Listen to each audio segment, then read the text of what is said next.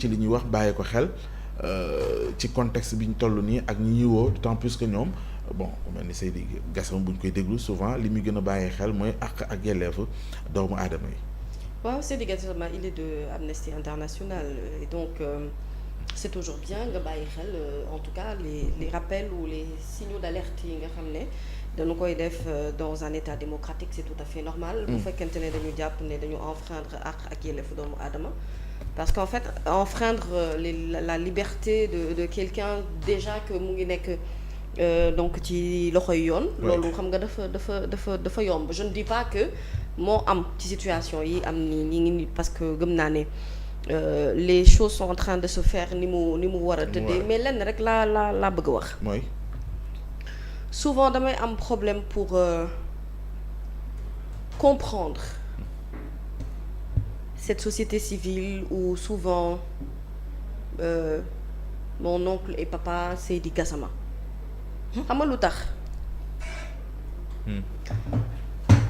en fait c'est contradictoire je m'explique et moi c'est-à-dire man am un problème de compréhension peut-être que c'est moi qui suis bête ou que je comprends mal mais à mon niveau de compréhension on sort d'un régime qui nous a montré des vertes et des pas mûres on est d'accord c'est-à-dire on sort d'un régime boo xam ne en termes de restriction de liberté ils ont battu le record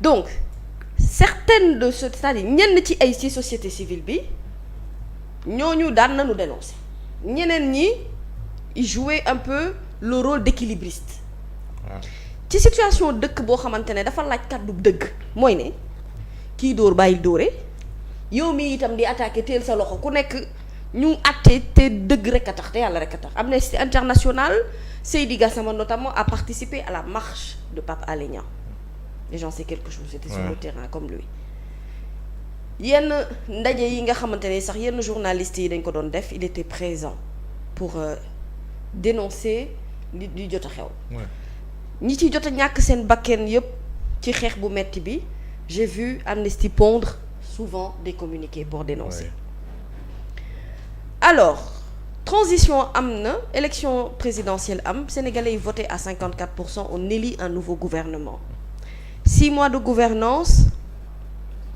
on constate que li jëm ci wàllu cette liberté d'expression qu'on utilise souvent parce que lu yomb la lu nuy gàlloo saa su nekk pour wax ne am nañu sañ-sañu wax lu nu neex ci sunu xalaat te comprendre ñu ne tout est réglementé en fait liberté d'expression boobu daf la fixer ay limites comme yow ni nga amee sañ-sañu nekk ci réew mais amoo sañ-sañu def lu la neex itam ci mim réew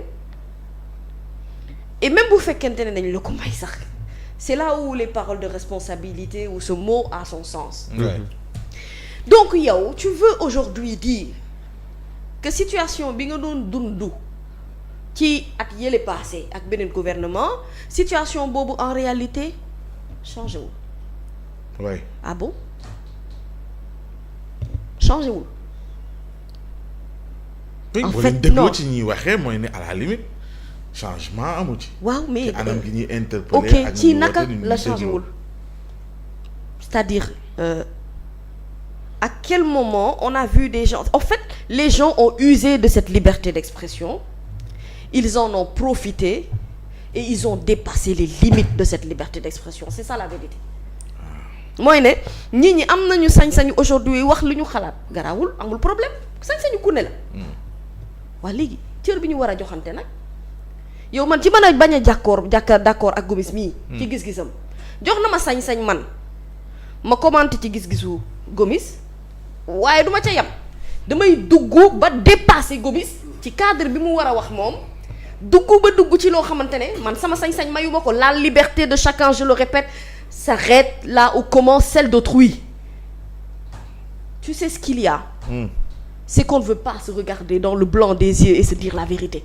loolu mooy dëkk bi malheureusement te Sénégal nag dëkk bi kenn mënu ko construire ci yenn yi non je ne dis même pas que cette société civile n'est pas courageuse je dis cette société civile dafa war a taxawee njaaxanaay mooy ne bu fekkente ne gouvernement bi def na lu dul yoon mu ne ko def nga lu dul yoon waaye ñay wax it bu nu deful lu dul yoon mu ne leen yéen tamit defu leen lu dul yoon.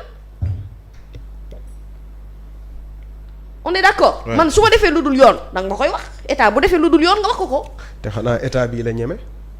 non je veux dire état bi ku ko ñeme tamit ñeme nga loo xamul. ñeme sa musiba kay. est-ce que yaa ngi comprendre. ñeme nga loo xamul. ce n'est pas dire que en fait il doit venir pour instaurer la peur. parce que ñun on sort de la peur. c'est ça c'est-à-dire ñun ci peur la ñu jóge ci tiitaange ci ragal a wax ci ragal a dox ci ragal a jëf. pourtant maître Moussa Bocar Thiam ma déglu tey suba dafa ne réew mi moom tiit nañu. waaw non ñoo yey tiit parce que Moussa Bocar Thiam est quand même mal placé pour parler de liberté et de démocratie dans ce pays. Un ministre de la communication mon frère. boo xamante ne amul loo fi deful. yow yaa fi coupé internet. lu musul te am. yow si sa nguur yow la ñu fi tëjee ay télé. c'est-à-dire yow fit bi nga war a am ba jàkkaarloo sénégalais yi nga ne tu parles de liberté et de démocratie c'est-à-dire que man je tombe des nues. c'est incroyable. c'est incroyable. vraiment te ki la jox opportunité nga wax ko mu bàyyi la ngay dérouler lu ko neex moom itam c'est incroyable quoi. parce qu'à un certain moment le discours avait changé.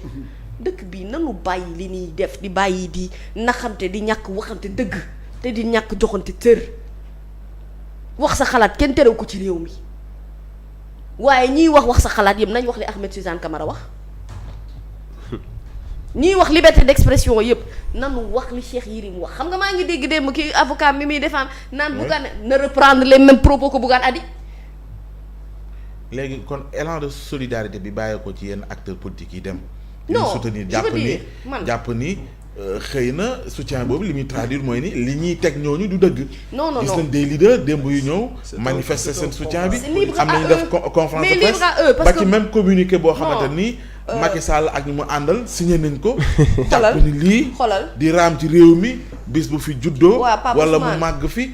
dictature la fiy samp. ma ni ñoom xamuñu dictature. Sénégal xamuñu dictature te yàlla buñ ko xam. pour dictature da ngay dem ci dëkk yi doxal dictature nga xam dictature mooy lan.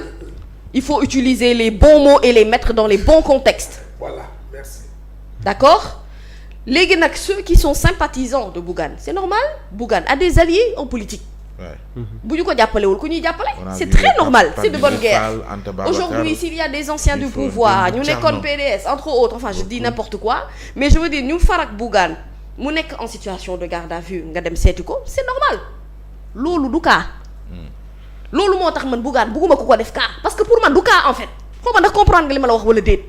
man pour man Bougane il s'agit de challenge personnel il doit lui-même se challenger par rapport à la population sénégalaise ñu mën a natt dooleem ci wàllu politique fa la yam point barre sinon sa personne ne nous intéresse pas. Vraiment. léegi dama ne la société civile bi nga may laaj. dama ne dëkk boo bëggee mu dox xam nga régime bi boo seetloo arrestation yi bëri. en tant que société civile tu peux alerter le gouvernement. mais attention xëy na arrestation yu bëri mën na conduire à ce que nit ñi yaakaar ne restriction de liberté dafa commencer am mais restriction de liberté boobu c'est-à-dire liberté d'expression boobu yow li ko définir par la loi balaa ngay wax naan nit enfreindre na ko wala enfreindre na ko doo indi loi bi teg yow doo natt liberté d'expression bi lu mu la may ak lan la xañ. liberté d'expression may na ma jàkkaarloo yow ma saaga la. may na ma jàkkaarloo grand Gomis mii xool ko ba mu neex ma rek waxatuma ci Gomis xam-xam bi mu am wala lu muy chroniquer wala lu muy nekk en tant que journaliste enfin je dépasse les limites bi ma liberté d'expression bi may pour bëtt li nga xamante ne moom mooy liberté Gomis après bu ñu ma jàppee ñu ne non Mamy Samb vraiment c'est une fervente vraiment défenseur du gouvernement comme maintenant ku wax dëgg ñu ne la Pastef nga far. nga ne ko bokk na. donc vraiment li ñu koy def nii dañu koy tooñ liberté d'expression journalisme d'abord dans son essence veut dire responsabilité. Merci. Si Cheikh Yérim Seck ne le sait pas pour quelqu'un bu toog ci plateau télé daanaka wax na yow nekkatoo sax journaliste et je vois la CAP mu xëy di bind communiqué di soutenir ay journalistes. CAP quoi. CAP bi Mamadou Ibra Kane jiite. Il faut qu'on arrête. bu ñu dee soutenir nañ soutenir jigéen ñi ñuy jàpp démb dóor leen ba ñuy bëgg a dee ak saaga leen xam ne def lu dul yoon. yaa ngi